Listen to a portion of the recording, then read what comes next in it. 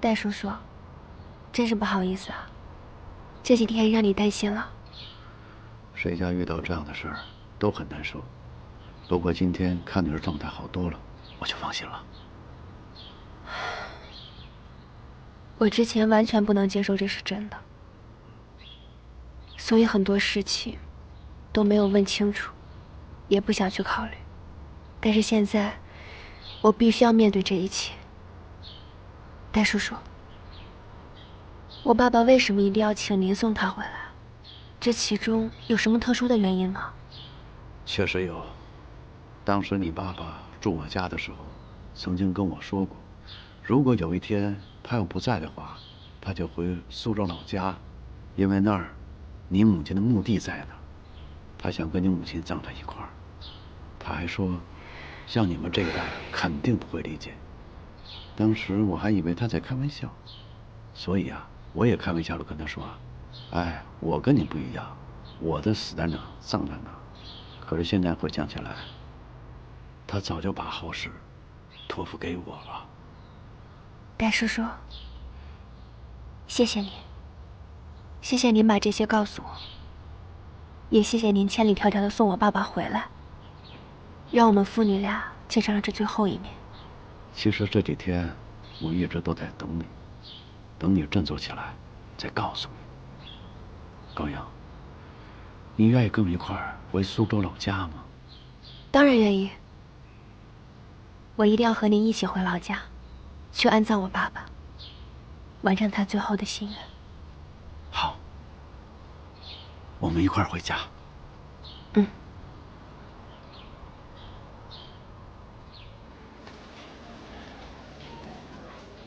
周年庆的数据，大家有什么想说的吗？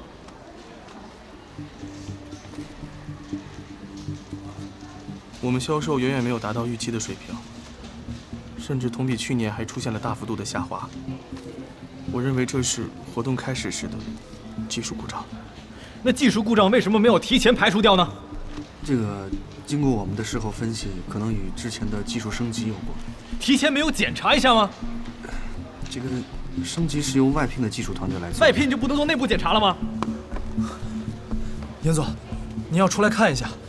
怎么了？咱们公司外边来了一帮消费者，在门口举着横幅，说是要维权。维权？维权？跟我去看看。无良商家，一等够，违背商业道德。无良商家。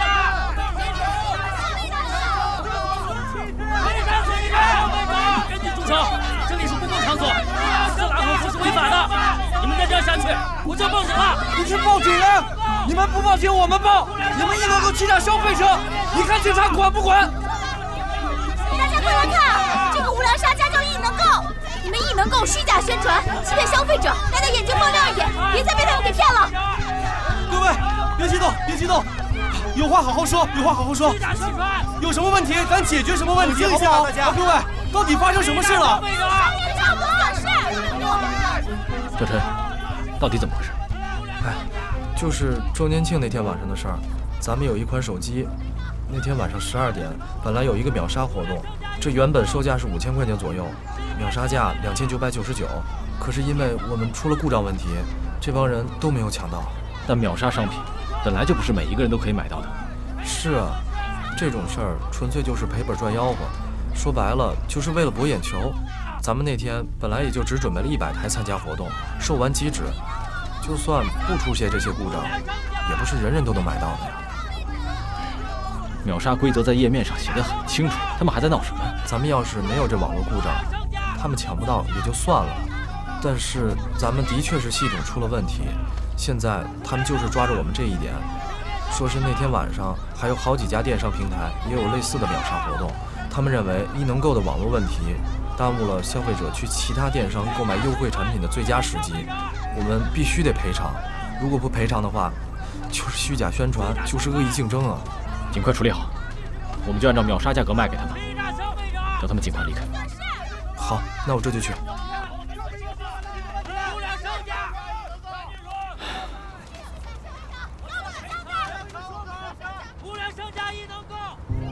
蒋总，您这些人都是哪儿长的呀？这战斗力，真是一个赛一个的。我们以前做房地产的时候，再难缠的拆迁户都遇见过，这不算什么。要是这么个闹法，严厉都不赔，那真是奇了怪了。人我已经找好了，只要他一开始赔偿，他们就在网上大肆宣传这个消息。这100多人他当然赔得起了，1万人呢？2万人呢？10万人他也赔得起吗？这招真的很厉害啊！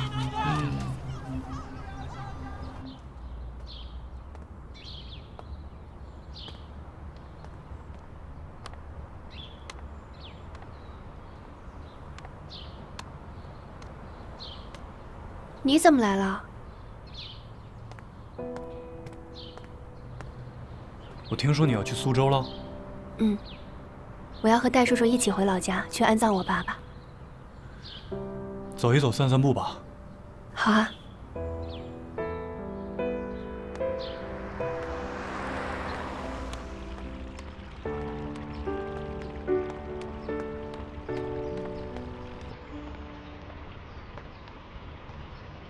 准备什么时候出发？明天。我和你一起去吧。我一直很感谢你一直以来对我的帮助，让我从失去爸爸的打击中振作起来。可是你为我做的已经够多了，剩下的事情就交给我自己吧。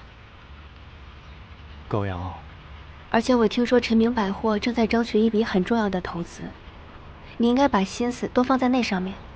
我有我必须要面对的责任，你也有你要完成的使命。那至少让我今天晚上给你送个行吧。真是不好意思啊，我今天晚上已经约了人了。没关系，那就等你回来吧。希望你回来以后，可以变成一个全新的高阳。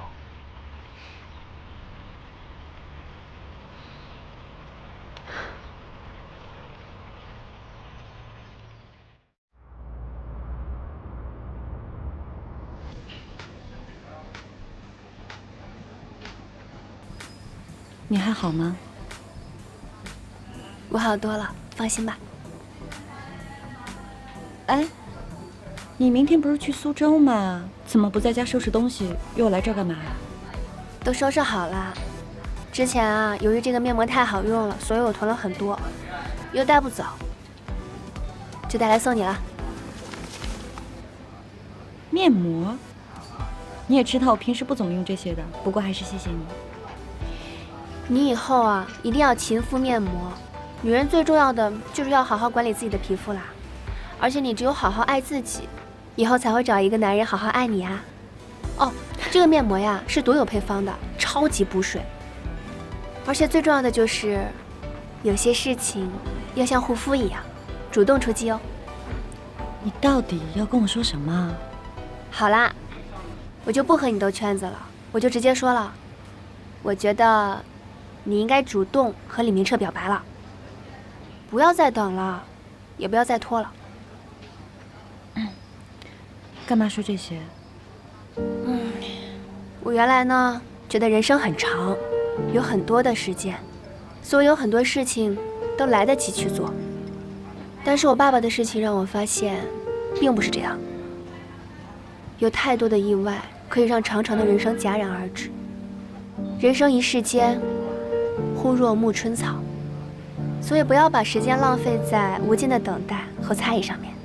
既然那么喜欢，就要勇敢地说出来。高阳，你还爱着严厉吧？说你的事情呢，怎么突然说到我了？你跟我说，不要让人生留下任何遗憾，那你自己呢？为什么不去再找严厉试一试？人生的悲剧分为2种，一种是性格悲剧，一种是命运悲剧。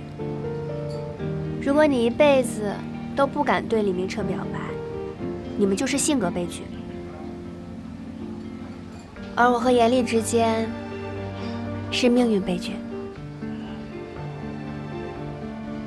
其实我对严厉已经没什么遗憾了，我现在最遗憾的，就是没有在我爸爸生前为他分担过一丝一毫的压力，也没有在他有生之年让他见证到我的成长。好啦，不说这些不开心的了。我明天就要去苏州了，下一次见面都不知道什么时候了。我们聊点开心的。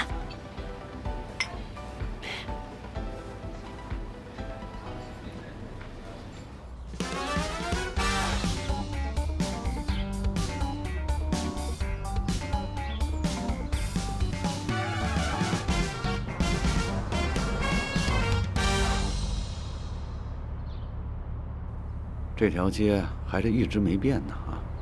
对，游客越来越多了。是吗？是。听口音，你是苏州人吧？哎，是啊。我们都是老乡，像我们长期在外漂泊的游子，朝思暮想的就是故乡的山、故乡的水、故乡的人，哪怕死了也要葬在故乡的泥土里，也算是落叶归根，慰藉了半生的乡愁啊！哥，我们回家了。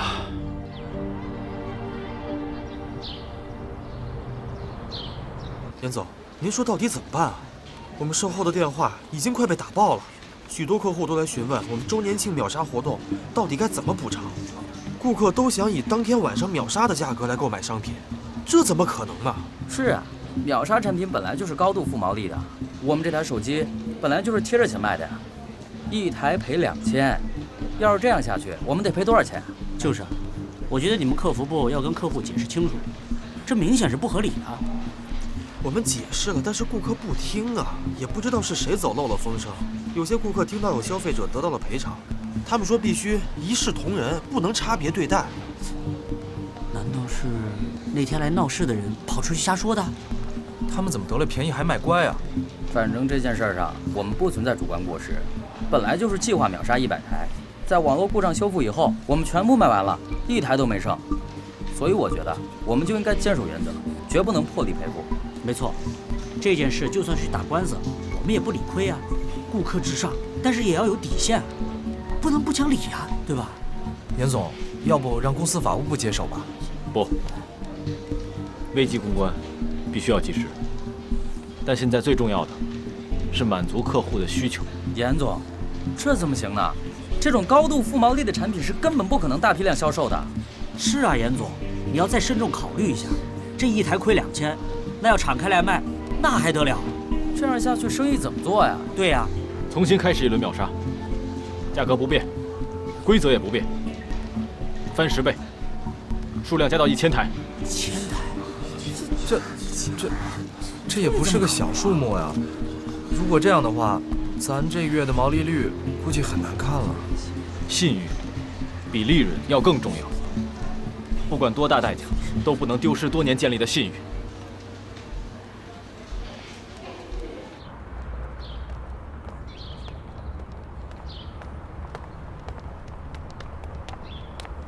佳佳，你怎么在这儿？你们部门不是在开会吗？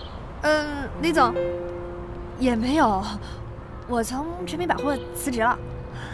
辞职了？哦，那准备去哪儿另谋高就啊？也没有去哪儿高就，就是想换个环境，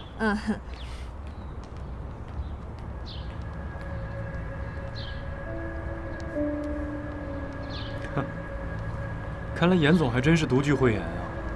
我现在要恭喜未来投资又新添能人了。没有，李总，您说笑了。其实也就是在零售行业做久了，现在趁着年轻嘛，多学习学习。是，挺好的。每换一个工作都会有更好的报酬。那我就祝你以后事业更上一层楼了。谢谢李总，你忙，我不打扰你，我先走了。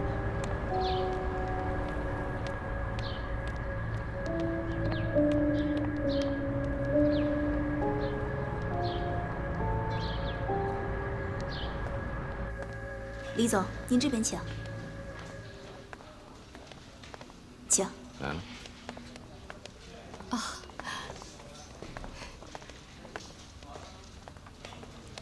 李总、蒋总，欢迎欢迎。严总，来来来，快请坐。坐。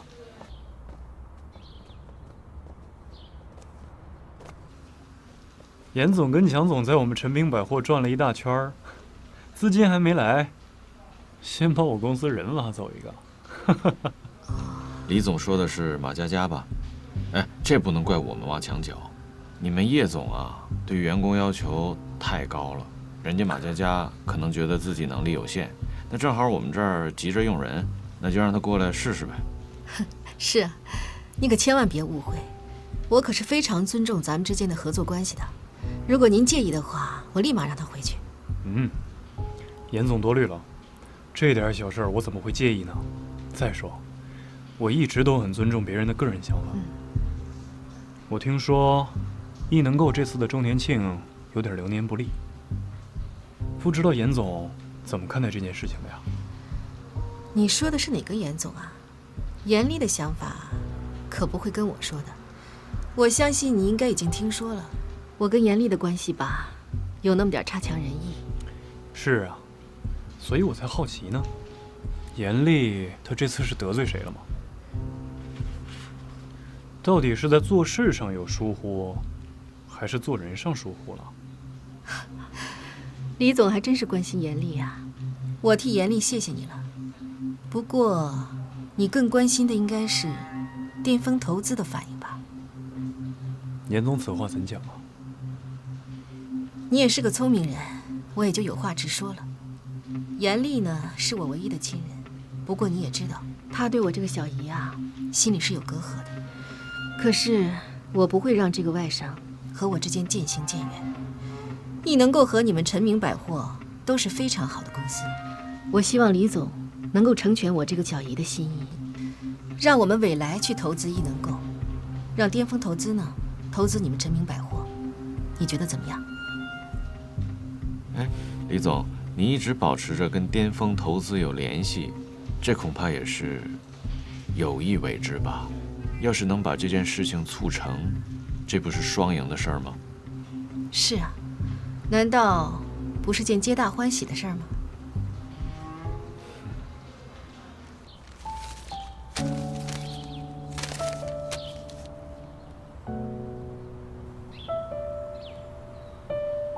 落叶归根，倦鸟归林，鸡魂有伴，当不孤寂。哥，你终于跟嫂子长在一块儿了。爸爸妈妈，希望你们能在另一个世界重逢，弥补这18年分别的遗憾。希望你们的在天之灵能够获得永远的平静和安宁。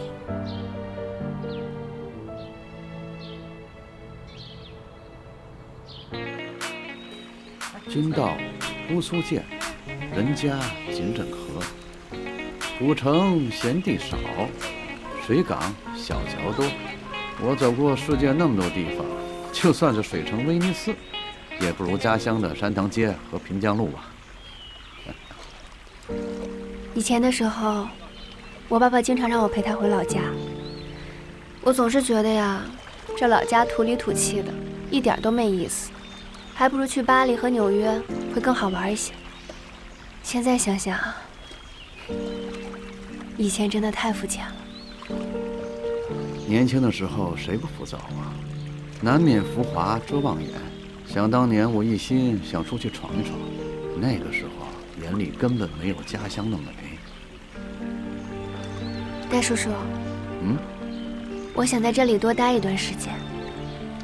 在这里，我有在世界各地都没有感受到的平静和安宁。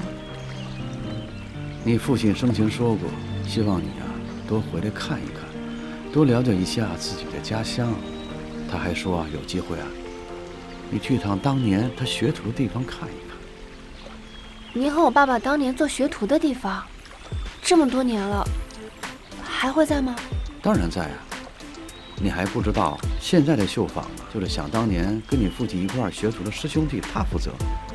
我跟他联系过，明天啊，我带你去看看。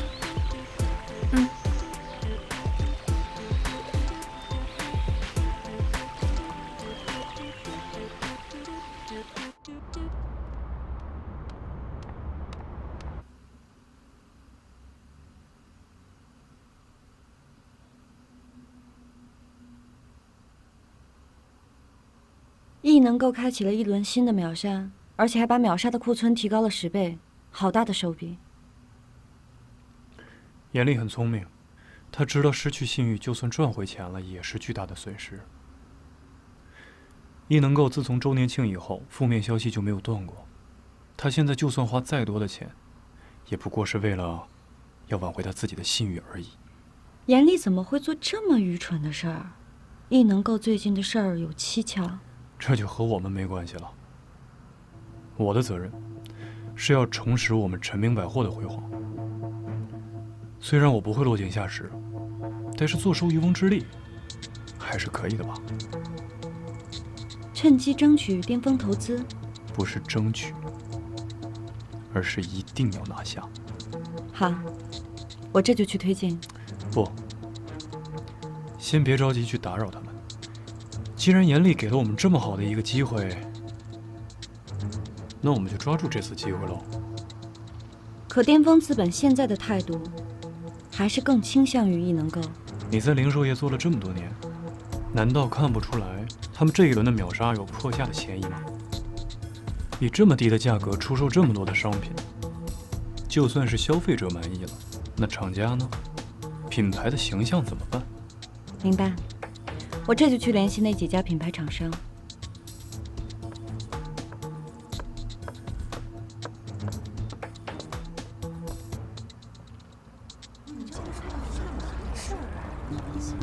现在厂商对我们非常不满，认为我们这是变相的破价行为。活动页面写得很清楚，这次的促销活动跟品牌是无关的。是啊，但是他们认为这次活动范围过大，在社会上造成了很大的影响，会让消费者觉得他们本身定价虚高，破坏了他们的品牌形象和价值形象。胡说，有依据吗？没有啊。那叫他们把证据拿出来啊！但是他们现在已经正式通知我们了，说要对异能购全线停止供货。您看，叫采购总监跟他们谈一下。那如果谈不下来呢？我来。好。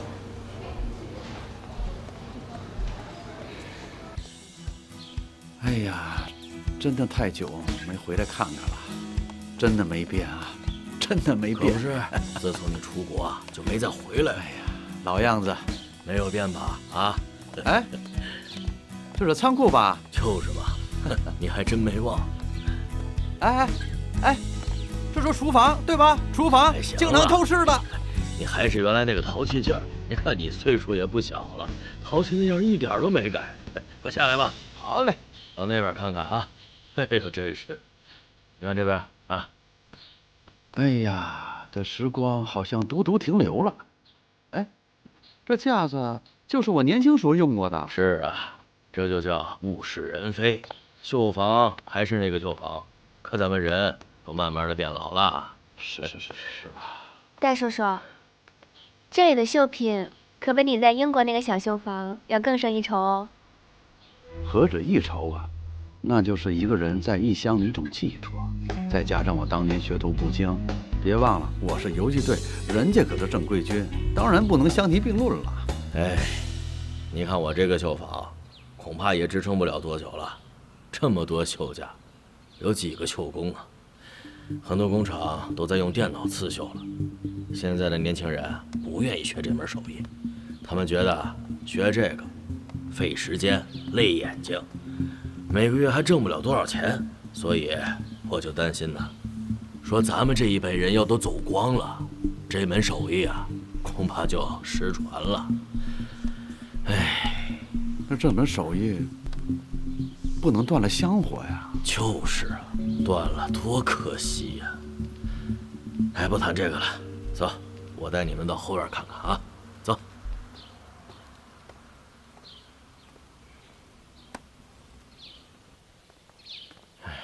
这里一切还真的都没变呢。是啊，你看，哎，这石榴树还是以前的石榴树啊。没错啊。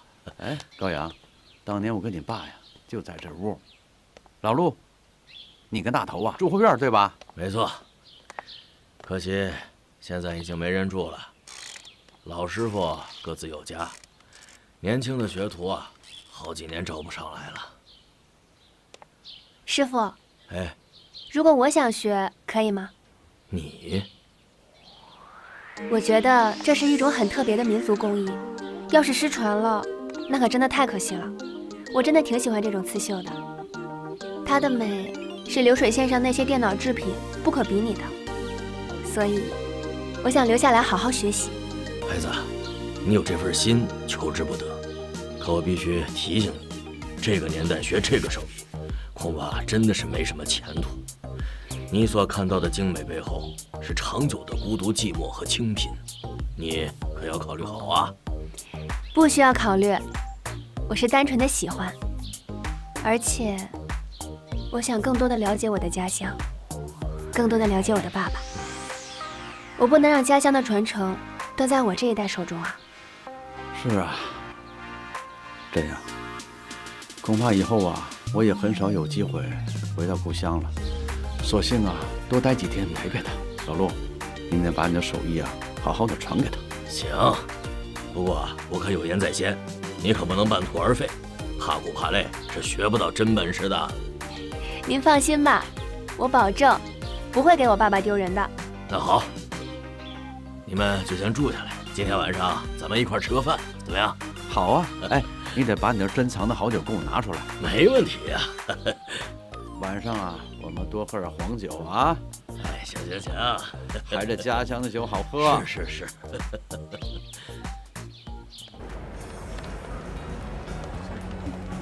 上周末的艺术展览很成功，各家商铺的销售情况怎么样？从我收到的信息来看，80%都超出了我们原本的预期。是吗？所以你看，现在年轻人对于这样的销售体验是绝对赞同的，既可以买到赏心悦目的东西，又可以同时吃喝玩乐，这才是顺应时代潮流的选择嘛。可惜我爸就认为这一切都是不切实际。你知道吗，明朗？我真的非常想让他亲眼看一看我们这些艺术改造的结果。董事长又去国外了。跟我说是彻底放权，但是不彻底放心又有什么用？等我拿下巅峰资本，真正开始线上线下统一发展的时候，我一定要让他看一看，什么才是我们陈明百货的未来。既然他把陈明百货交到我手里，也就由不得他放心不放心了。我想坚持做我自己，全力以赴，至少不给我自己留什么遗憾吧。所以不要把时间浪费在无尽的等待和猜疑上面。既然那么喜欢，就要勇敢地说出来。李总，你明天晚上有空吗？怎么了？我们一起吃个饭吧。好啊。走吧，去那边看看。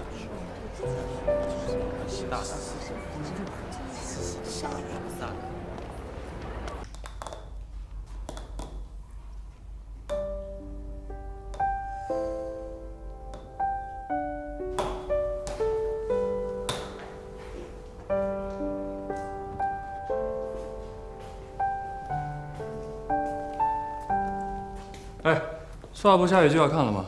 哦，给。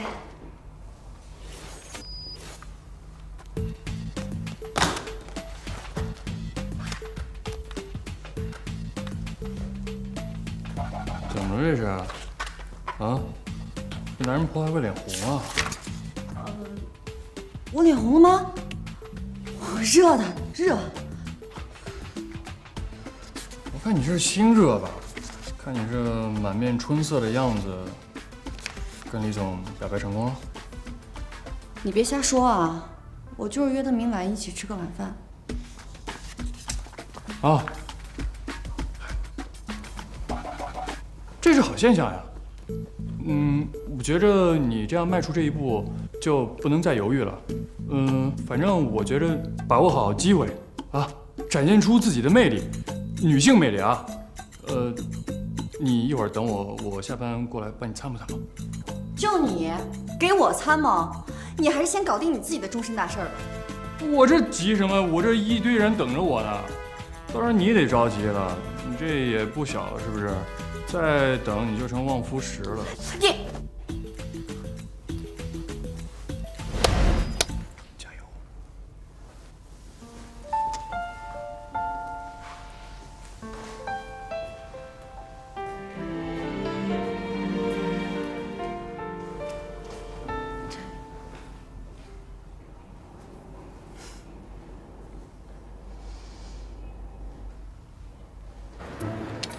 我可不是为了明天吃晚饭买衣服，我是真的要买一条裙子，来搭配我新买的鞋。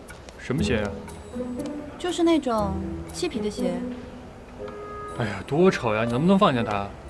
哪里丑啊？我觉得挺好的。你什么品味呀？多叶明朗呀！你这么多年都是这个风格，它早就腻了，好吧？是吗？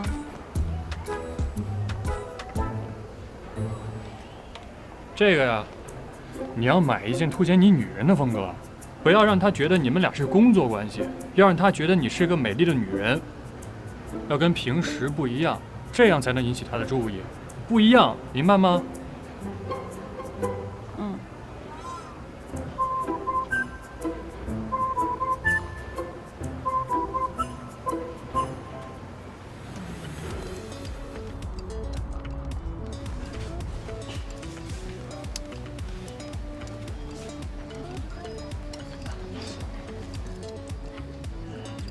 你平时应该多穿这种可以让你变得更有女人味儿的衣服，好看。那是因为你看久了我穿职业装。可能是吧。你进陈明百货多少年了？5年？6年？7年。7年？哎呦，这时间过得真是太快了，一眨眼都7年了。这么长时间里，我从来没有一段感情可以超过1年。所以说，从这种角度上来讲，朋友要比情人的关系更稳当。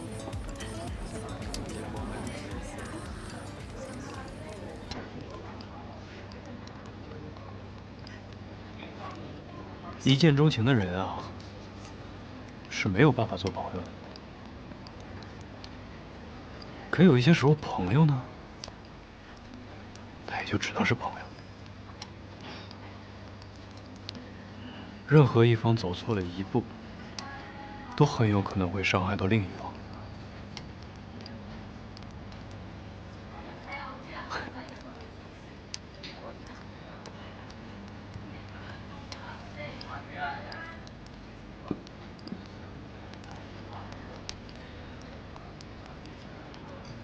年轻的时候啊，我们总是揣着糊涂装明白。可是时间长了，我们经历的越来越多，我们自然就学会了揣着明白装糊涂了。是非人情，盘根错节，很多事情啊，稍微一用力就会被拆穿。可一旦被拆穿了之后，就很容易失去了。有些时候，在一段关系里边，保持一定的距离，也许不是一个坏事啊。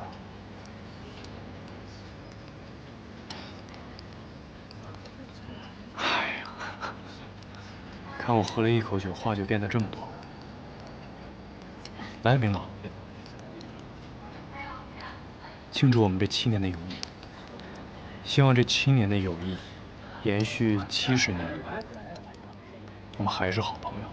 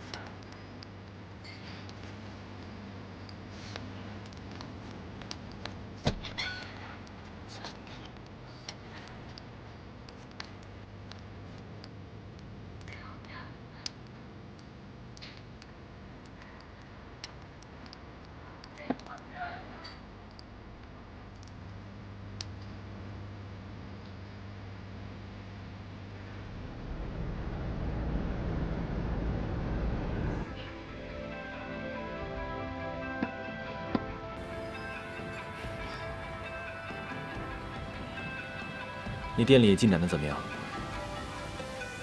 最近有没有去陈明百货？你应该想问的是，我有没有见到高阳吧？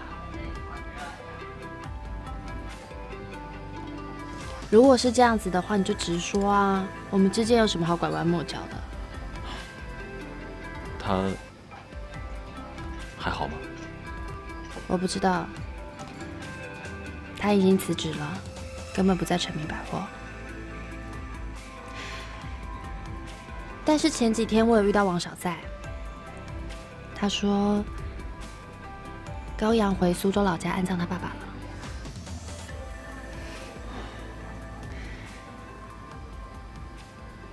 你这几天一直加班工作，该不会是故意不想回家吧？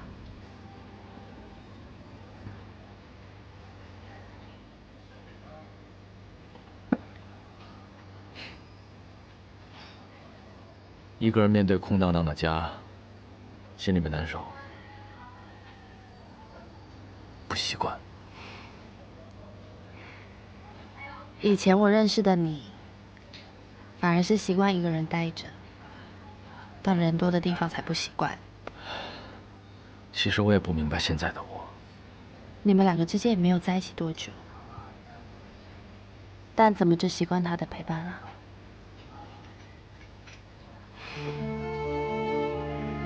可是人生嘛，不就是来来去去的故事？你也别太难过了。放下一件东西是很容易的，要放下一个人，不知道要过多久。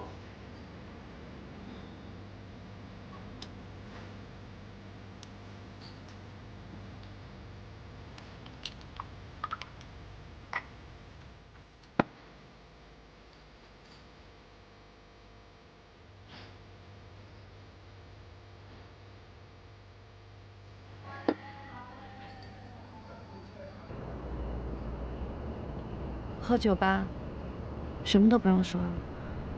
我现在最不需要的，就是你的同情。谁同情你了？啊？你真打算要放弃了？不放弃还能怎么样呢？人家已经说的那么决绝，那么明白了，难道我还要纠缠不清吗？如果是那样的话，我连我自己都瞧不起我自己。我当然不是让你纠缠不清了。不过这李明车让我很惊讶，他平时八面玲珑，我不知道他为什么对你当面说出那些伤人的话。有什么不明白的呀？人家讨厌我，不想跟我有一点关系呗。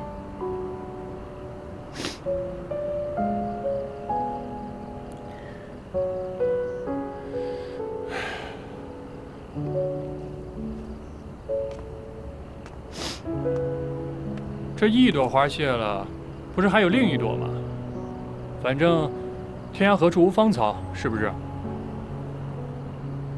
那它到底是花呢，还是草呢？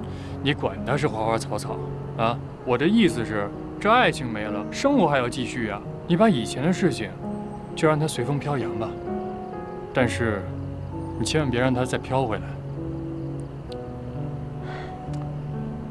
我跟你说，我发现了一件特别重要的事情，就是人一旦有了感情之后，就会窝囊的不行。坚持了7年的感情，我被活生生的就给抽空了。我根本就不知道我到底在坚持什么，希望什么，追求什么。我现在什么都没有了，我甚至连生活的重心我都不知道，我真的是窝囊死了。我没觉得你窝囊呀，我觉得你挺可爱的呀。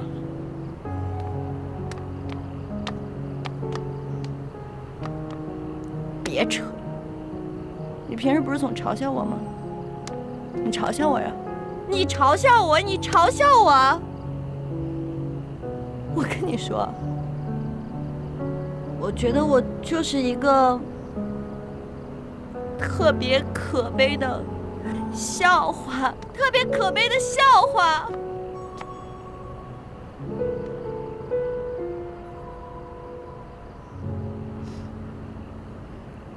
你为什么不喝啊？你是不是男人啊？这总得留一个清醒的吧？这孤男寡女的都喝大了，说不清楚怎么办？有什么说不清的？他刚才怎么跟我说来着？祝我们友谊长存，我们还能做70年的好朋友。